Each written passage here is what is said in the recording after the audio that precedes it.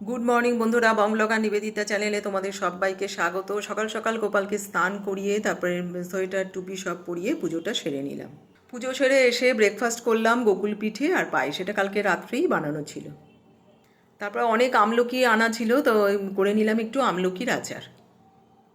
এরপর তাড়াতাড়ি লাঞ্চটা সেরে নিলাম, কারণ লাঞ্চ করে একটু বন্ধুর সাথে বেরোবো, তো এই লাঞ্চটা তাড়াতাড়ি সেরে নিলাম। তারপরে বন্ধুর সাথে সিটি সেন্টারে একটু ঘোরাঘুরি করলাম, গেলাম তারপরে বলরাম মল্লিক মিষ্টির দোকানে। এই মিষ্টির দোকানটা একদম সিটি সেন্টারের অপোজিটে।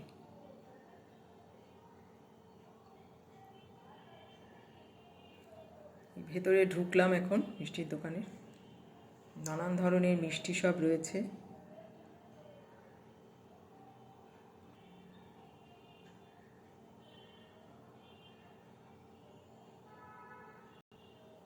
কড়াইশুঁটির কচুরি থেকে সিঙাড়া, ঝাল, প্যাটিস সবই ছিল।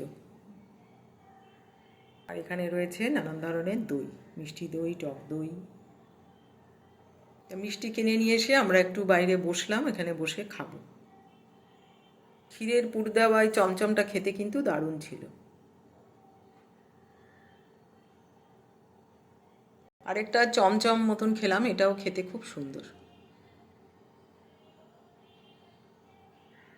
তারপরে ওখান থেকে বাড়ি আসার পথে দেখলাম আমাদের বাড়ির সামনে একটা নন বেঙ্গলিদের বিয়ের সব বরযাত্রী যাচ্ছে, ডান্স করছে, তো একটু শ্যুট করলাম দাঁড়িয়ে। পরের দিন দুপুরবেলায় আমরা একটু দুজনে বেরিয়েছিলাম, গেলাম কাকরগাছি। ওখান থেকে কাজ সেরে আমরা গেছিলাম হাতিবাগানের অরফ্যান টি হাউসে, তো এখান থেকে চা পাতা কিনে নিলাম। এখানকার চায়ের ফ্লেভারটা চা পাতার ভীষণ ভালো, গ্রিন টিও ছিল। তারপরে দেখলাম পাশে বিক্রি হচ্ছে ঠাকুরের সব জামা, সোয়েটার। আর সরস্বতী মায়ের জন্য নিয়ে নিলাম হলুদ ড্রেস আর মালা।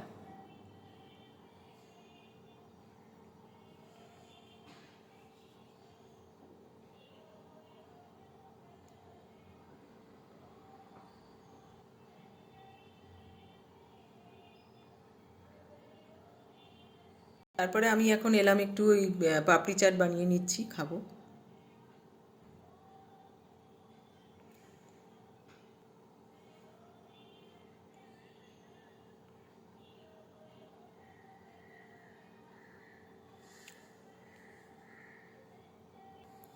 এই পাপড়ি চাটটা তারপরে খেয়ে আমরা চলে এলাম বাড়ি।